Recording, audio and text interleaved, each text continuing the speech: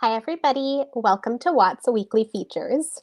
Today's guest is Mandy Bayrami from All Lit App, and we'll be talking about their Indigenous LitSpace.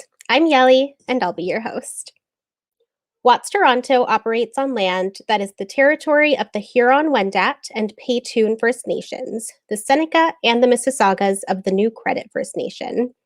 This territory is the subject of the Dish with One Spoon Wampum Belt Covenant, an agreement between the Haudenosaunee Confederacy and the Confederacy of the Anishinaabe and Allied Nations to care for and share the resources around the Great Lakes in peace.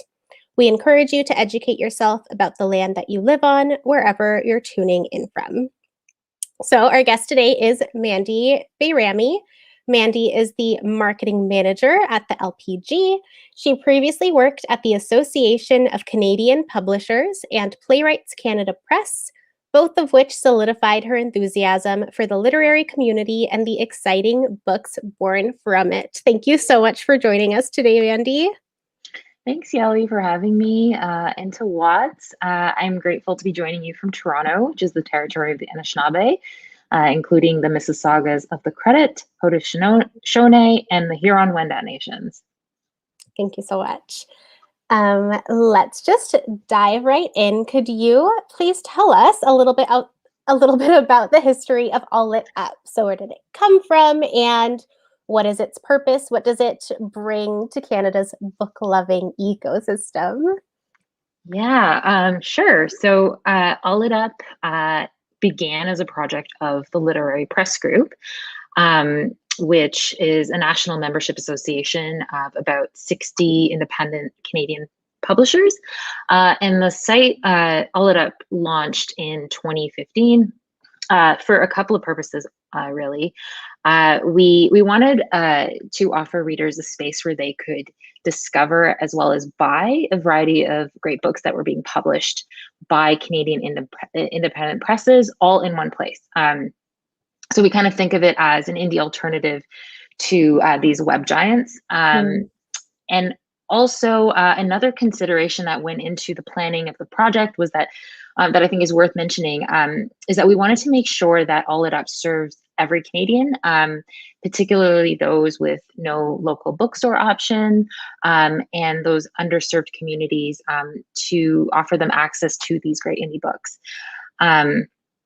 So, you know, in addition to the bookstore, we have a ton of blog content. So we have interviews with authors, we do book lists, and we have special features. So really, it's a bookstore and a discoverability tool all in one. Amazing. I was looking through a lot of the blog posts that y'all have on the website, and I would definitely recommend them to anybody looking for some more reading content. They're all excellent. Awesome. Thank you. Could you tell us a little bit about yourself personally and how you came to work with All Lit Up? Yeah. So, I went through all the, I went to Ryerson as a publishing student, and I did an internship, and then I started working at the Association of Canadian Publishers. So I really got a good sense of the publishing landscape in Canada. And then from there, I worked at Playwrights Canada Press for 5 years, which was a lot of fun. And then at the LPG now. So yeah, I love working with the publishers. I think it's really fun. It's a job that's super creative, and I'm always learning. So I feel really lucky to be part of it. Awesome. What about the Indigenous LitSpace specifically? So can you tell us what that is, what readers can find there? I know that there's lots of book lists on there, but what else does all of that consist of? Yeah.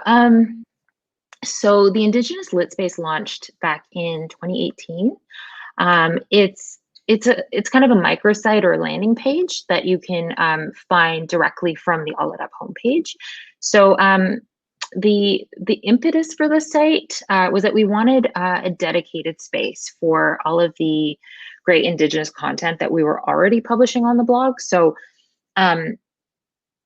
and then also just to have a space for like all of these Indigenous authored book lists just to live in one space. I should mention that the blog content that's on the microsite, like author interviews, essays, any readings or special features also live on the All It Up main site. But we just wanted the lit space to collect everything in one place for readers to discover and to browse. And then I also wanted to mention that another really special thing about the site, the lit space, is that we commissioned and paid for Indigenous visual artists to create these beautiful banner images. They're really colorful and splashy, and so all of the site that you see or all of the content on the site is either by Indigenous artists or writers, which I think is really, really special. Yes, that's so amazing. Could you also tell us about this special feature that you mentioned that you're doing for this week? Yeah, so this week we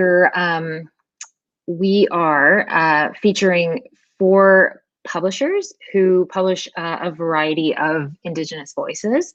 And like, for example, we have Indigenous Press, who, they do tremendous work, because they're not only Indigenous owned and operated, but they make sure that they have Indigenous collaborators throughout every step of their publishing process. And they're doing some great work. And then we also have ARP Books. They're from Winnipeg. They're Winnipeg based. And they publish really exciting writing on Indigenous issues with an emphasis on progressive political analysis. They're, one of the presses that I would say that, are kind of a go-to for nonfiction. And then there's Bookland Press. They publish books written or translated by Indigenous authors in English, French, Cree, Mohawk, Ojibwa, and I believe other Indigenous languages as well.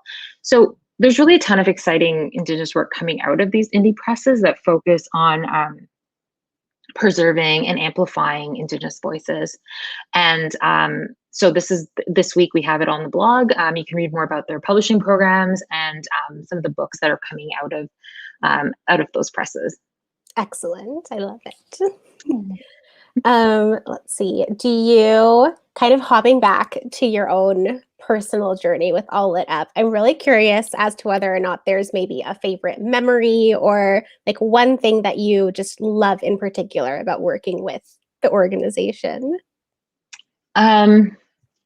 So there's lots of memories, but one notable one that kind of jumps out to me is a few years back we launched Carry On Books, which I don't know if you remember, but it was a book vending machine that was located for a few months in Newport or Billy Bishop Airport.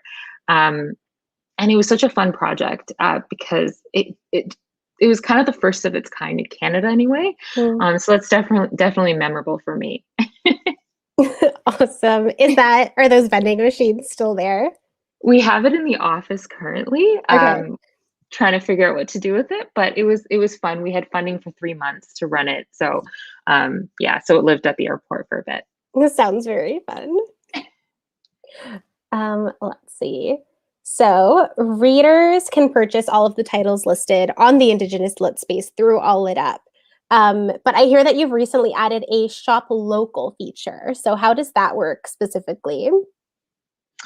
So we introduced the shop local feature about a month ago, maybe 2.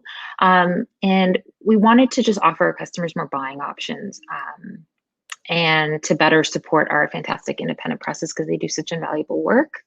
And so with this feature, all customers need to do is simply enter their postal code, and a list of bookstores will populate showing which stores have that particular book in stock that they want to purchase. So if the book is out of stock at a particular store they're interested in, customers are just encouraged to visit that store's website to inquire.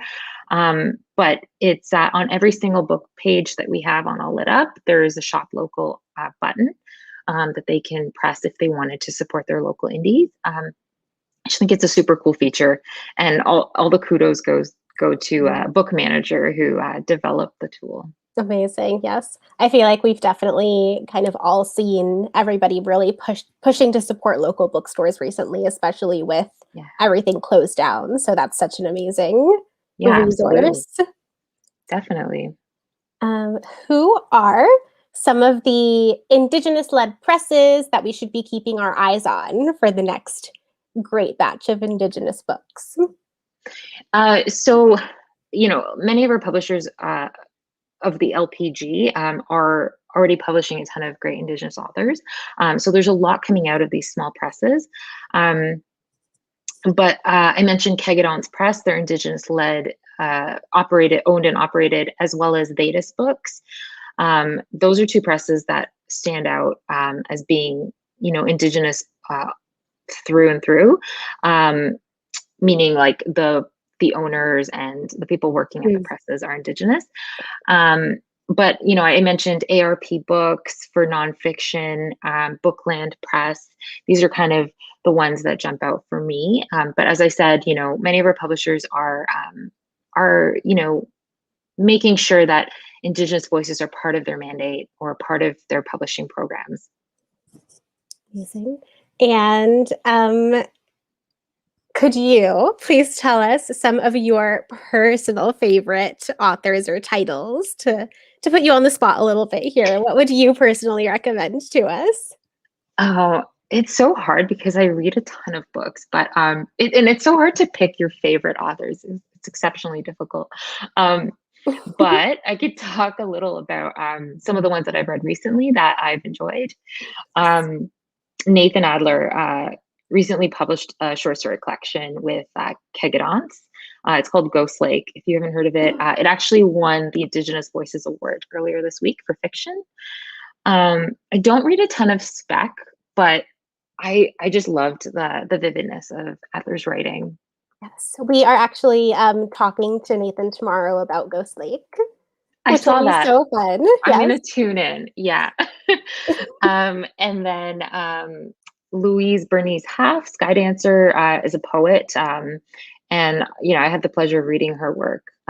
Some of her recent poetry collections are published by Brick Books as well as Kegadance. Mhm. I think it's worth noting that both Brick and Kegadance acquired some of Louise's previously published books from Coteau Books, which Mm. unfortunately shuttered a few years back. But I think it's a real testament to Half's importance as a writer because these presses are willing to step in or wanting to step in and make sure that her work is not going out of print. Yes. Um, and then another author that comes to mind is Cherie Dimaline, of course. Vedas Books published a really compelling and I would say haunting book called The Red Rooms a few years back that I enjoyed. Mm. Yes, I love The Marrow Thieves. That's also written Yes, by her. I did yes, that as a novel study a long time ago, and it's just excellent. It's so good. cool. So we've already touched on this a little bit, but why should readers pay attention to titles that come out of small indie presses versus bigger best-selling publishers? How do those small indie publishers really enrich readers' lives in a different way? Yeah, great question. And I think it has probably a lot of answers. It's a big question, but I'll do Mhm. my best to kind of give you my perspective on it. First, I'd say that indie publishers are culture forward, so profits, are often secondary to their Mm. publishing programs, and I think for that reason, they're willing to take chances on new and upcoming authors that they really believe in and want to stand behind and support. Um, Indie publishers, are often responsible for bringing those undiscovered gems into the Canlit canon, and I think creating space for them to gain recognition in the wider readership. Um, and then I think, additionally, indies, they publish books by authors with a variety of lived experiences, as well as authors who are traditionally marginalized or underrepresented. I think this alone has big appeal to literary readers who want to read writers who don't maybe often get as much space as they deserve. So I would say that in this way, books coming out of the indie publishing space are often a better reflection of Canada, Mm. or of readers in Canada anyway. Uh, and then finally, I would say that while bestsellers are bestsellers for a reason, um, small press titles focus on plot and craft. So they're usually incredibly well written, and sometimes take you as a reader to unexpected places. Absolutely, I agree. There's nothing better than finding that kind of hidden gem that you've stumbled upon, and oh, it's so good. Do you have any hopes for the future of All Lit Up and that Indigenous lit space? Any impacts that you're wanting that to have more broadly? Um, we want to continue to highlight these great works, Indigenous authors, just kind of baking that into everything that we do, and marginalized authors, racialized authors as well. Giving them more platforms to talk about their work, and for readers to discover them. So that's just something that we have in mind for the future that we're going to continue to do. I think a lot of our readers like book lists, so we want to continue those. And it's a great chance for us to highlight. There's just so many books, and I think uh, you know we just want to make sure that people know about them. So just doing more of that as well. But that's sort of the immediate future. So we'll see. Yes, you're doing. It's all amazing work. So important. Thank you. Um, could you tell us maybe a little bit about, like, are there any unique challenges that come with being an online platform? And what ways can we, as readers, as viewers, uplift that space and support you through those challenges? Well, the challenge is that everyone is online now, so Mm. which is both good and bad, I would say. But you know, we don't want to compete with the independent, like the brick and mortar stores. Mm. So we just want to work with them, and support them as well. But I think it's not so much a challenge being online, just because I think there's ways to amplify discoverability of books. Everyone's online, especially now, and I think that that kind of serves us in a way. But what we want to do is, as a bookstore, I mean, that's sort of secondary to what we do. Mm. We want to make sure that we're a discoverability tool first and foremost. So having readers discover the books maybe on All Lit Up, and then maybe buying them elsewhere, supporting their locals. I think that's sort of what we strive for. Excellent. Yeah, I was looking around, as I mentioned earlier, poking around Yeah. the website, and it's very user friendly, and it seems like a very kind of accessible resource for folks looking for new amazing books. Oh, I'm glad you think that. That's our Um, hope. good. Finally, is there anything else that you'd like to chat about today? Anything that maybe we didn't talk about that you'd like to highlight? Um, I think this was a really great chat. I'm not sure that there's anything I want to add other than just buy indie, support indie authors, Mhm. support Indigenous authors, read something maybe you didn't think that you would pick up before, try something new, check out All It Up. We have tons of book lists. And right now I should probably mention this. We have a promo going on till the 27th of this month. It's called Read Indigenous, and we have a couple of book lists. So we have a poetry one, fiction and nonfiction. And all you need to do is enter promo code Read Indigenous at the checkout, for books that are in those lists. So if you just go to the All It Up homepage, and then you go to the browse section and click lists, you should see the Read Indigenous lists there. And hopefully you discover something new. Amazing. Thank you so much for joining us today, Mandy. This was an awesome chat, and I can't wait to go and find a bunch of amazing books. Thanks so much for having me, Ellie. I really appreciated it. All right, so to find out more about All Lit Up and their Indigenous LitSpace, go to alllitup.ca/Indigenous-LitSpace. Today has been today's WOTS Weekly Feature. Tune in tomorrow for our interview with Nathan Adler about his book, Ghost Lake from WOTS Press. For discounts and deals, check out toronto.thewordonthestreet.ca/weekly-features. And from all of us at WOTS, happy reading.